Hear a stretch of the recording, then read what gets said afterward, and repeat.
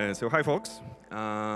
Today I want to talk about something that in my mind is very important in design practice, and maybe it doesn't have that much screen time that it should have. So a few words about design estimations. First of all, maybe a little hook. What makes a good designer? That's a good question for a start. Don't have too much time for the interactive part, but I hope you have your own answers, but if you are curious about mine, maybe this will be something like this. Like, good designer earns money for the company and provides value for the client. Maybe it's a little bit harsh and brutal and capitalistic, but I think a lot of people above you in your organization will have something common in mind. So it's good to know that you are inside of business environment and you are here to earn money for someone. Hi, I'm Maciej. I do product discovery. I do business analysis. I run workshops. Nominally, I'm a UX designer at 10 Cloud's financial institutions. And what is important maybe here as a little addition to the bio, I'm 9 years right now in software houses and agencies. Which have something in common. So the basic rule to understand the business model is on the screen. Log enough hours on the project and find enough projects. And this will make your company strive and be on the surface. It means software houses and design agencies don't necessarily have that much impact on internal products. They don't sell them. They earn money by doing external projects. So if you got some of those, you have money. But surprise, if you don't have external projects, you have a problem. So basically, you have to sell. I mean, maybe not necessarily you as a designer. Maybe in your company you don't have to sell as a design person, but why not? When you are getting a contact with the client. This is where you build your business acumen, and you can start to actually chip in to the success of your company and to gather some more projects. And you are not alone here. Probably there are some folks that actually have more focus on selling the design, but you can help them out.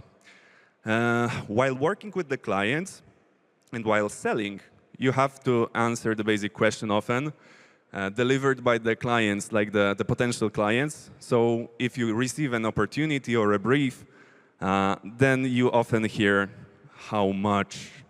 It's like a very basic question, very hard one. But instead of answering and showing you what's the correct answer for how much, let's go 3 steps back. The better question here is, why should the client choose your company over maybe 20 others they are considering for doing their project? And most probably it won't be the price that will be key factor here. Beware the rest of the projects. It's not the matter of money. So spoiler. Instead of giving the number, like how much will it take basing on the brief they provided, think of the value you should provide for the client. I mean, challenge the brief. So if you are reading the specification, what the project needs to be about, ask some questions, make notes. There are probably like a dozen of things the client didn't come up with, didn't think through, because it's not like I want to nag about clients. Clients are awesome, you know, but they are the experts in their own field, and they are coming actually to you to answer some of the questions. Like, they probably don't know how to run the product or create an IT project. So it's your challenge to challenge the brief and ask questions. And this is actually what they care about. Imagine that on the other side of the table there is someone who will be praised or punished for the success of this enterprise. So you want to help them out. You want to build trust, build a relationship. That's the partnership relation, and shine with your expertise with your team. So you have to deliver that. You have to explain, communicate, and deliver. And maybe some of you can come up with the idea, wait, that's maybe not the classic salesperson responsibilities, because they are not tech people. They can't answer tech questions. So yeah, you're right if you think like that. So who are you going to call? Maybe try the pre-sales team. But what even is a pre-sales? I'll speak in a moment. We have three main questions I will answer in this during this presentation. What is pre-sales and where could be your part in it? I mean, you as a designer. This is like mainly to the designers, but not exclusively. How to estimate my own design work is the second one, and I make mistakes in my design estimation. Fix this. I will try to. Okay, what is the pre-sales? All the activities from receiving the opportunity to closing the deal. So you're reading the brief, and then you try to close everything that's between is pre-sales. Pre-sales team composition might help you to understand how it's structured. So there's account or salesperson that's responsible for contacts with the client and relations and meetings, etc. There's a pre-sales lead, also known as the op owner, who's let's say the brain of the operation, who assembles the team, who understands the basic information, what's the project about, and coordinates all the works. There are domain experts, and I mean, if you are a designer and want to be involved in pre-sales, that's probably you. So you are, in the end, delivering the numbers, of course, by understanding the whole complexity of the project. But you will actually, at some point, answer this question: how much hours, how much money will it take? And of course, facilitator. And what I recommend, if you are working with clients during the workshops, like discovery workshops, you probably want to include facilitator. Also, a designer can be a good facilitator for the workshops. But that's for another talk. OK, so the pre-sales workflow. First stage is the setup. The new op comes in, so you get the brief. What you are doing with that is you put the priority on it. You don't want to spend too much time on every single project that comes in. You see the difference between like a $2,000 landing page and a project for 2 years for a big bank or something like that. Your company definitely have the perfect client persona. They have their own portfolio. They have their own expertise. Assign it and assign priority. Is the project important for you?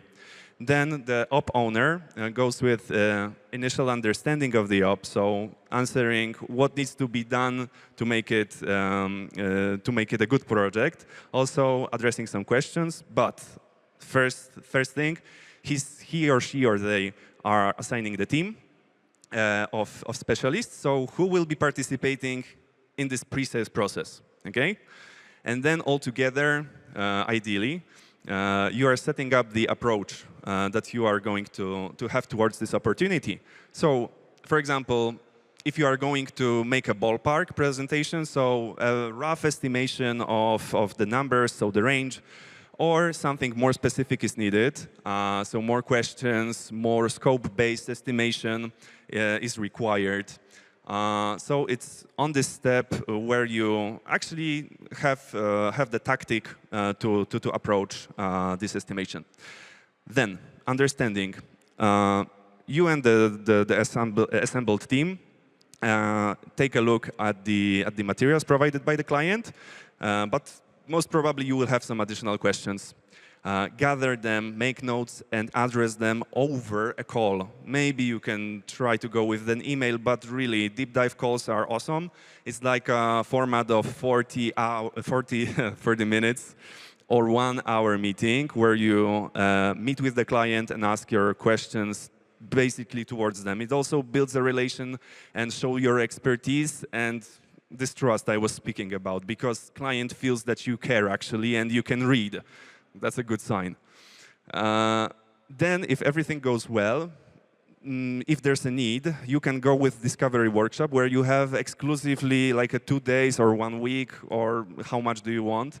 You can go and ask the client personally during the workshops about all the details. And this is a really good way to start the project.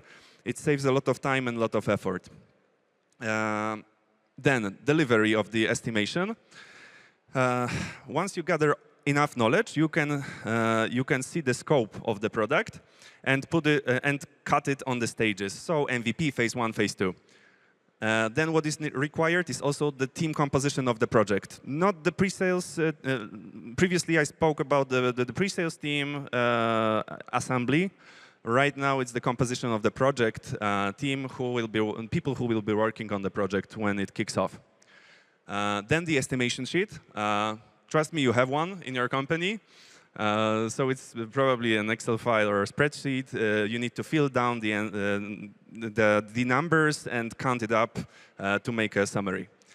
Then you gather it all around and make a proposal. This might be a deck, this might be a document, but one important thing, don't send it over the mail and pretend like everything's all right. No, book a call and show the client basically the respect and do it properly. Show it to the client on a meeting, and then closing the deal is like contracts and payments. It's most probably not a designer's work, hopefully. And then you start with the kickoff, so the project just starts to be alive. For the designers on this in this room, where could be spots for you? It's on the screen, but I want to pinpoint like 2 spots for you. Product discovery. So try to be involved in the discovery process. You will learn a lot about how business models, how the businesses are run by their owners, and you will be close to the business. And the second, design estimation, it's like putting the numbers, providing, and I will have some tips for you in a few minutes. Also, little down here are the extras. I mean extras when you assign the people and agree on how you are going to approach the estimation. Maybe you want to give a client a freebie.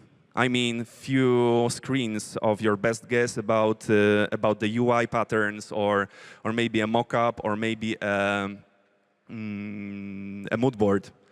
So it's up to you, up to your strategy. But you could be involved in here as well. OK, general rules. Because it's tricky, keep it lean. What I mean by that, there are 2 wolves inside the pre-sales team. One is speaking no more and get better understanding of the client's project and provide the better estimation. On the other hand, you haven't been paid a single penny right now. So you are working for free. If you don't sell, you're on the minus. So you have to provide the value to actually sell it with the quality and expertise, but you don't want to burn too much, because if it fails, it fails. So this is a really important thing. And now to the part, how to estimate your own design work, because I want to give you something that you can use tomorrow in your work. So maybe a few hints on how to deal with your own design estimations. Maybe you do them as well. So you are starting with getting the brief. Here you can't read that, but it's for the e-commerce platform. Let's say you are getting a project like this. Approach it smartly, OK? Think of the next project that's coming to you in 2 ways. What can be done with repetitive parts that are the same from project to project? OK? Because most probably you want to have your setup part, you want to make a kickoff call, maybe some time for documentation, maybe you want to make some diagrams or sitemap. the bottom line is, from projects to projects, there will be repetitive things. Be prepared for that. Create this, I call it ready meals menu. Also, some people are calling it design building blocks or yada, yada, yada, how you name it. But the thing is, gather the knowledge you have on the Confluence page or wherever you like, and from estimation to estimation, build this menu of things that you can reuse. This will speed up the process. Then, the second part is the custom part. So it's project specific, and this couldn't be, you have to put your 100% of your focus on that and understand the product. Okay, but with the first, so this might be the Confluence page. It's like a simple table. Share it with the team, make the rest of the team use that as well. So you are not the only owner and user of this knowledge. But in the end, okay, you take the brief, you read it through, and so we'll probably need some research. Let's put 2 man days. By the way, man day is the basic value for the estimations. It's most probably 8 hours of someone working on something. So you need a kickoff, so you need the lo-fi wireframes. You sum it all up together, and you have the number on the green sticky.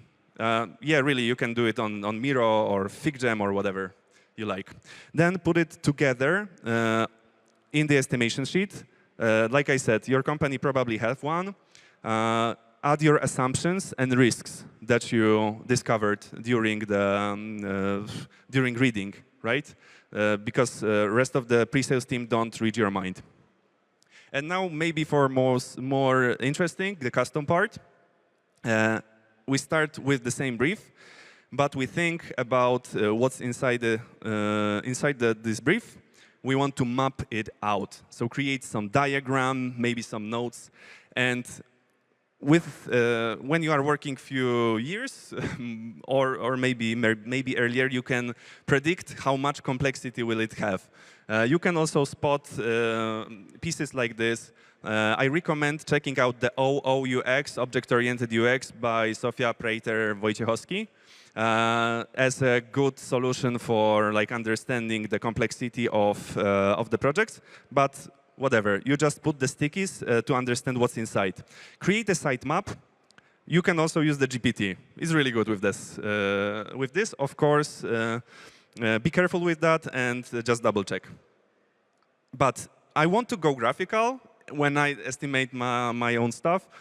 I usually do something like this, so mapping out the structure on a diagram, and then to each page and to each page in this navigation, I put screens. So I mean, ask yourself, how much screens will this thing cost to design it in Figma?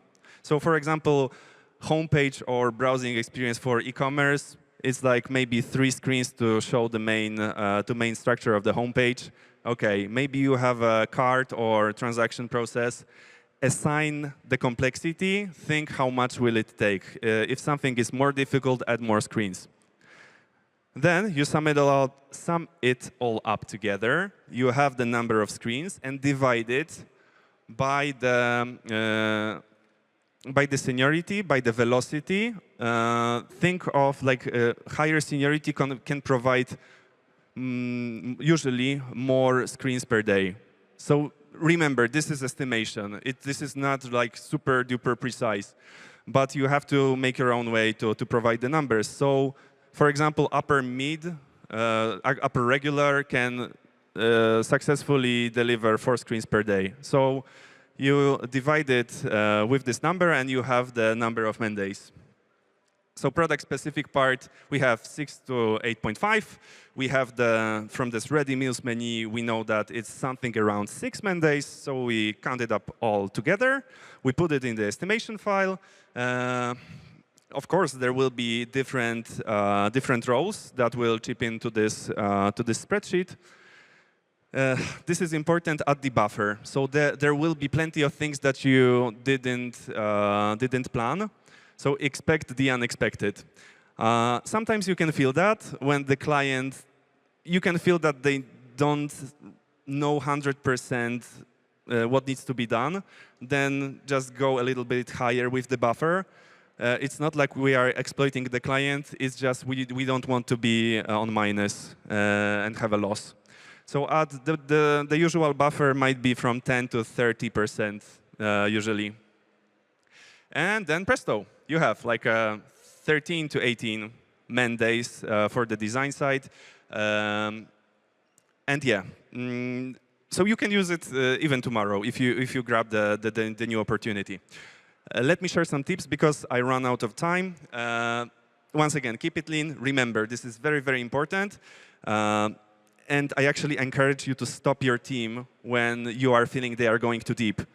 I'm not pinpointing the developers, OK? Every one of us have this urge to understand more. But you want to keep the certain quality and not go too far. Remember, you don't get paid for that until it's sold. If it's possible, fill in the estimation sheet after the developers.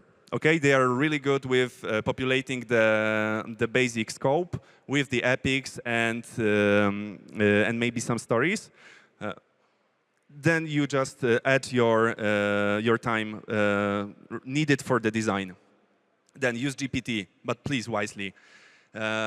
You can even go like going hardcore. Maybe you have 1 hour to provide the estimation. Of course, you can go to the chat GPT, paste the brief, and ask the bot how much will it take for a designer. Yeah, you can do that, and maybe you will receive something realistic, but maybe you're not receiving something realistic and you don't know. So just use it wisely, please. But it's a good one. OK, be present on the calls with the client. It's really important for your growth. I mean, stick to the business as a designer and get involved in discovery workshops if you can.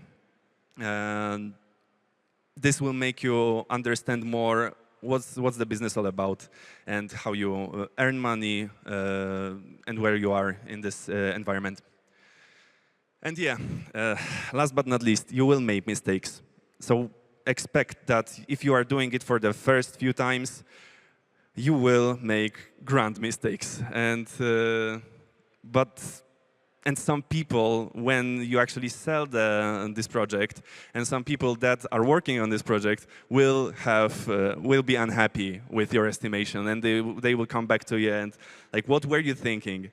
And you were thinking just the best for the state of understanding at some point before. So don't be afraid of that. You will make mistakes, but also you will get better soon. Just an insight from our company. And the same team working together for a half a year right now, I mean the pre-sales team, could cut the time needed for the design, for the estimation, for the whole project estimation, to 1/3 after collaborating for half a year. So you are accumulating the knowledge. You are getting better. You are getting faster. But if you don't try, you won't get there. So do retros, learn lessons, and get good. And that's it, guys. I made it in time. Here's my LinkedIn profile.